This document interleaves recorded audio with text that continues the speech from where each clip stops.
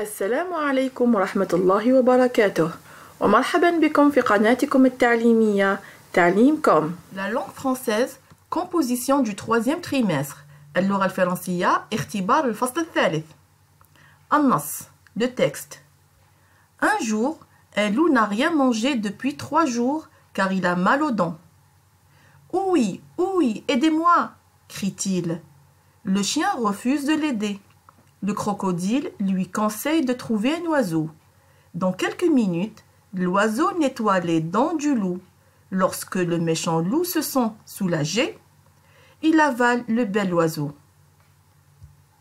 نترجم النص إلى اللغة العربية. في يوم من الأيام كان هناك ذئب لم يتناول الطعام منذ 3 أيام لأنه كان يحس بألم في أسنانه. أوي أوي ساعدوني، صاح الذئب. الكلب رفض مساعدته. التمساح نصحه أن يجد عصفورا. في بضعة دقائق العصفور نظف أسنان الذئب، وعندما أحس الذئب الشرير بالراحة ابتلع العصفور الجميل. Compréhension de l'écrit. فهم المكتوب أو فهم النص. Choisis un titre pour cette histoire. اختر عنوانا لهذه القصة. A. Les animaux de la glace. حيوانات الجليد. B. Au zoo. في حديقة الحيوانات. C. Le méchant loup. الذئب الشرير. الإجابة الصحيحة هي C. ثانيا, deuxièmement, réponds par vrai ou faux. أجب بصحيح أو خطأ. Le loup a mal à la tête. الذئب يشعر بألم في رأسه. إجابة خاطئة لأن الذئب يشعر بألم في أسنانه. Il a mal aux dents. C'est l'oiseau qui aide le loup. إنه العصفور هو الذي ساعد الذئب. صحيح. L'oiseau nettoie les dents du loup. Donc, c'est l'oiseau qui a aidé le loup. Troisièmement, trouve dans le texte le synonyme du mot joli. استخرج من النص مرادف كلمة joli يعني جميل. لاحظوا أن joli هنا ليس لديها e. إذن الكلمة هنا في صيغة المذكر. C'est un nom masculin. إذن نبحث هنا عن المرادف. لاحظوا هنا le bel oiseau. bel هنا أيضا كلمة مذكرة لأن لاحظوا هنا le déterminant le. أيضا bel كتبت بال واحدة فقط لهذا هي مذكر أيضا. نكتب bel. المرادف يكون مذكر مثل الكلمة التي أعطيت لي.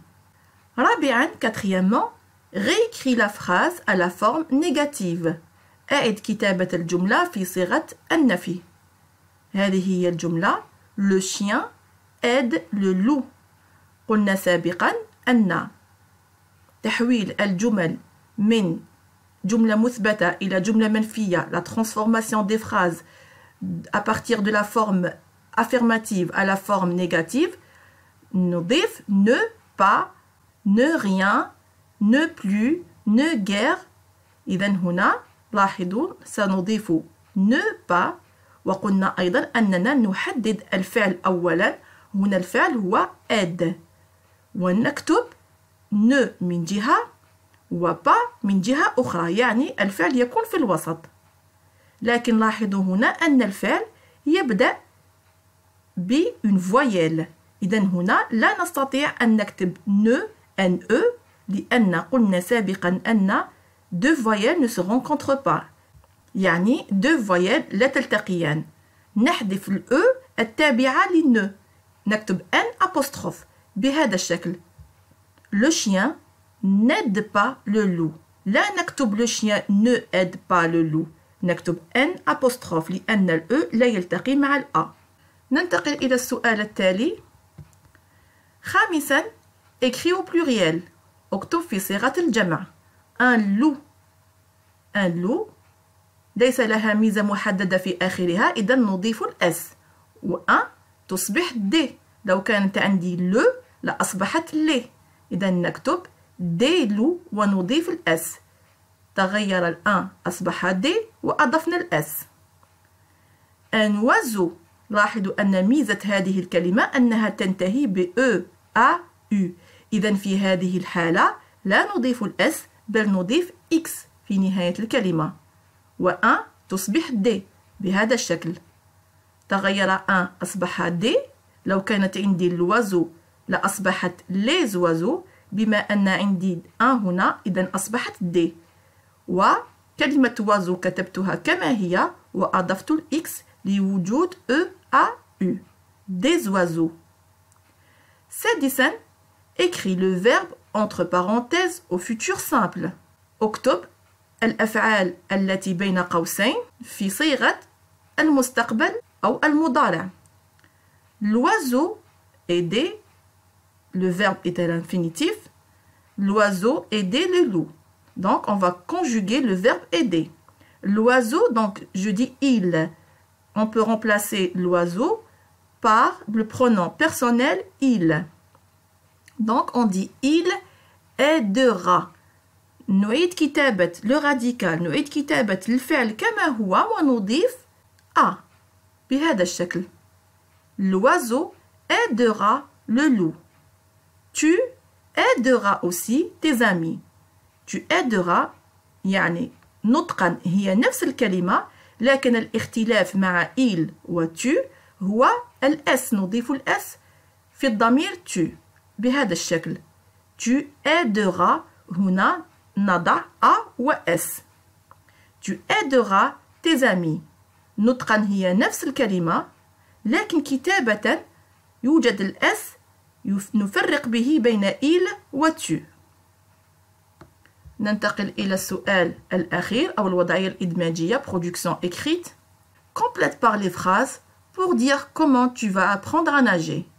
أكمل بالجمل لتقول كيف ستتعلم السباحة. هنا الجمل ليست بالترتيب، نرتبها باستعمال d'abord, ensuite, puis, enfin. Papa m'aide à nager. أبي يساعدني في السباحة لكي أتعلم السباحة. Je nage seul. أسبح لوحدي. Je commence par l'échauffement. أبدأ بالتحمية. Je m'entraîne avec une bouée. أتدرب بعوامة. إذن أول شيء هنا قبل أن أسبح وحدي هذه je nage seul ستكون هي الأخيرة، لأنني عندما أسبح وحدي يعني أنني تعلمت. إذن هذه ستكون آخر جملة. أول جملة هي التحمية. قبل أن أتعلم السباحة يجب أن أقوم بحركات التحمية. Donc d'abord je commence par l'échauffement. Et j'écris d'abord je commence par l'échauffement. Ensuite papa m'aide à nager. إذن أبي سيعلمني الحركات التي من خلالها سأتعلم السباحة. Ensuite j'écris papa m'aide à nager. Puis je m'entraîne avec une bouée. تلك الحركة التي علمني إياها أبي سأطبقها لكن باستعمال العوامة. Puis je m'entraîne avec une bouée. Et enfin الآن وقد تعلمت je nage seul. Enfin je nage seul. وأخيرا لا تنسوا الإعجاب بالفيديو، ولكي يصلكم الجديد لا تنسوا الضغط على الاشتراك وزر الجرس. والسلام عليكم ورحمة الله وبركاته.